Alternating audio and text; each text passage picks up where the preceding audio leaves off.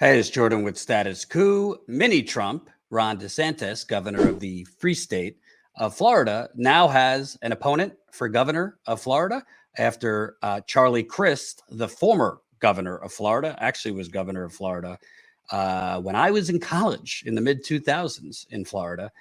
Charlie Crist, who's now a congressman, beat Nikki Fried, the agricultural commissioner, last night, pretty resoundingly by 25 points to now advance to the general election. First, Ron DeSantis. Chris used to be a Republican. He moved over to being a Democrat. It was already going to be an uphill climb for Chris to beat DeSantis, who unfortunately is pretty popular down in Florida. But it seems that less than 24 hours after winning the Democratic nomination, Chris has decided to hand DeSantis the election. I hope you're not on an empty stomach. Let me show you what now Democratic nominee Charlie Crist had to say on CNN this morning. Trigger warning. It's a really uncomfortable level of slobbering over President Biden. I cover the White House normally. Will we be seeing you in Florida? Do you want President Biden to come and campaign with you? Absolutely. Listen, look what Joe Biden's done for President Biden, forgive me, has done for our country. He's been exceptional. Look what he's done for the world. I mean, what's happening in Ukraine, him bringing NATO together, new members to NATO, Finland, Sweden, it's remarkable. The EU, I mean, what other president could have done what he's done? He's been phenomenal. Gas prices are down. Inflation is trending down. Democracy is trending up. I'm running against a guy who's against democracy. He doesn't support mail-in ballots. He doesn't support African Americans and their right to vote. Joe Biden supports all of that. He's a good man. He's a great man. He's a great president. I can't wait for him to get down here. I need his help. I want his help. And he's the best I've ever met. I know this man. He offered me his lunch when he was campaigning for me a couple of years ago down in Florida. I only eat one meal a day. I try to stay fit. I'm an old quarterback from Wake Forest. But seriously, this man is a great man. Thank God Joe Biden's the president of the United States today. Thank God for that. All and right, President Obama before him. These are good people. We'll see if he offers you I love his these lunch. guys. When you make a corporate propagandist anchor woman / reporter at CNN, when you make even her uncomfortable at this level of slobbering, you know there's a problem. Where do you even start? Where do you even start? I don't know if Charlie Crist lives in the state of Florida that he's trying to win the governorship. Joe Biden's not so popular down in Florida. Well, first, let's just look at the results from the last election down in Florida. I mean, Trump won by over 3 points. He had over 51%. Biden had 48, just right under 48%. I mean, that's over 3 points in typically a swing state that Biden lost to Trump. Trump is still very popular in Florida. Some polls show Trump beating DeSantis in Florida in a head-to-head. Other polls show DeSantis beating Trump. But if you look at the mood in Florida, and I was just down there a few months ago covering the Don't Say Gay bill. Yes, the Don't Say Gay bill, which is DeSantis's bill / law now to basically put a gag order on LGBTQ teachers and students. You don't have to travel far. You could tell there's a lot of Trump signs. There's a lot of DeSantis love. And there's not a lot of Biden love. The state has definitely moved further and further to the right, definitely on the culture war issues too. The economy is not so good.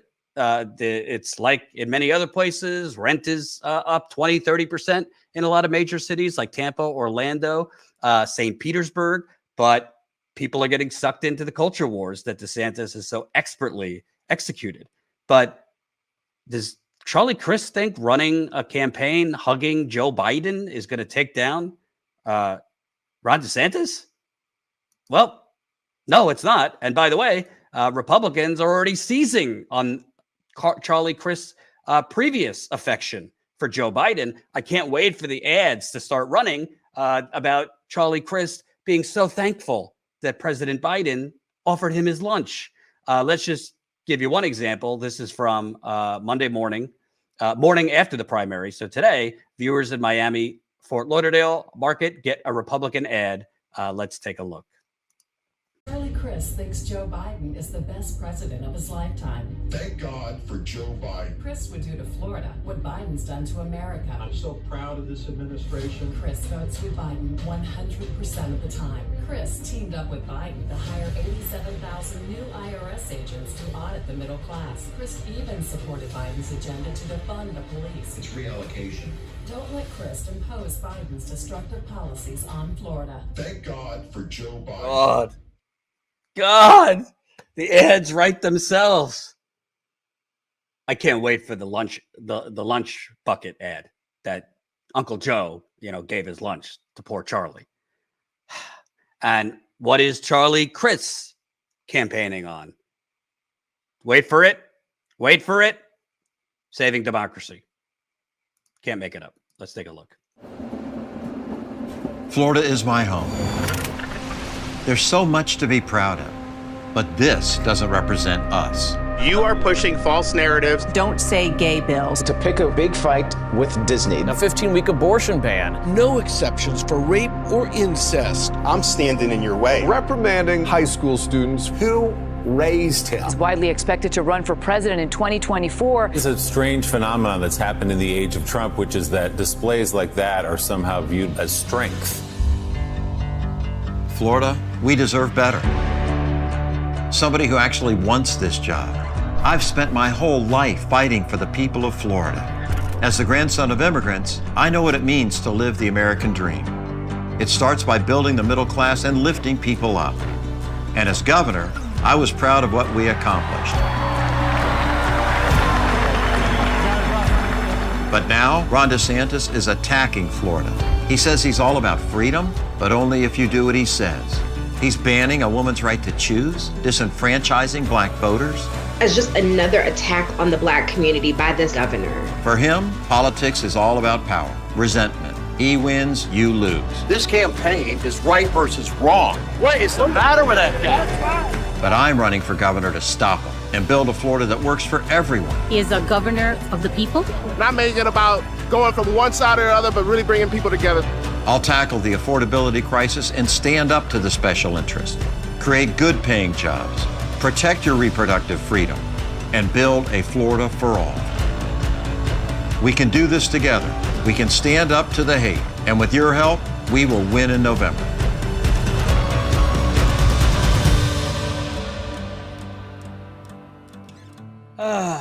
Well, that's gonna tickle the insides of MSNBC viewers. That's gonna make the resistance crowd very, very happy.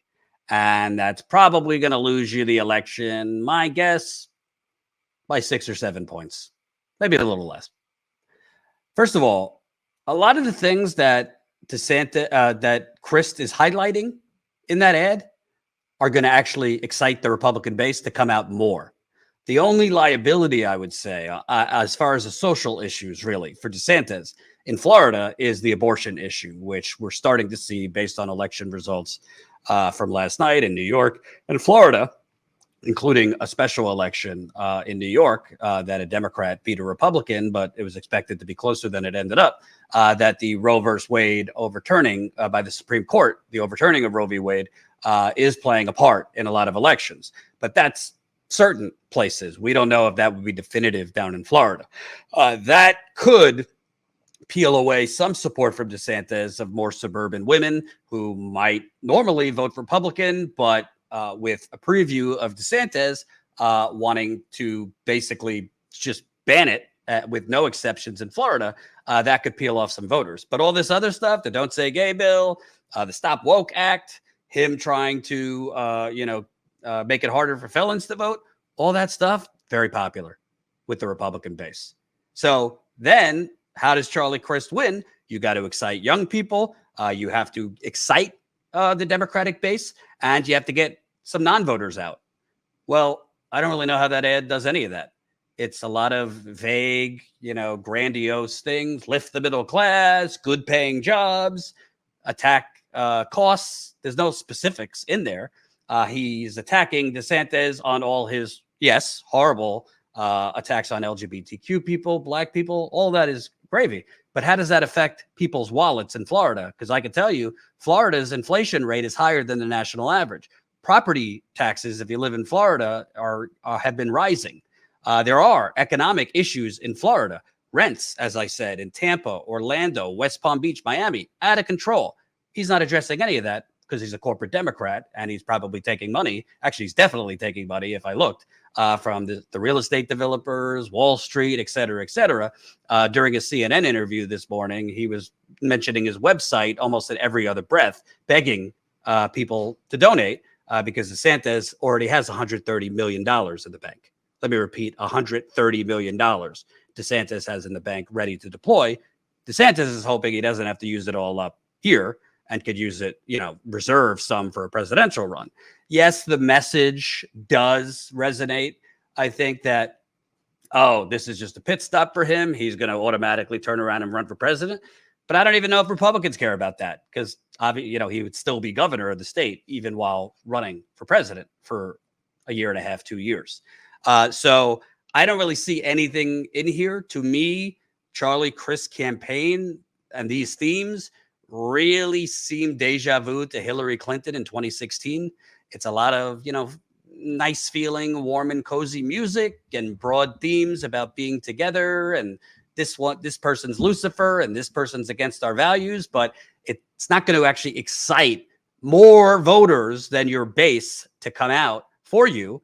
That ad does not really peel away, I think, Republican women. Now, maybe he will have more ads and more messaging specifically targeting what DeSantis is doing with Roe v. Wade, abortion, etc., that might peel off more voters. But all this other stuff, I'm not saying don't focus on DeSantis's attacks on gay people, on black people, his attack on wokeness, etc., etc. But if this is the first ad you're running, and this is essentially your main focus is saving democracy and taking down this, culture warrior, that's not a winning campaign message. It's just not. And there's plenty to go after DeSantis outside of those things. He's given corporations and wealthy donors north of $600 million in breaks. Before he was going against Disney and these, his woke corporations, he was slobbering all over them, giving away the keys to the kingdom to corporations in Florida.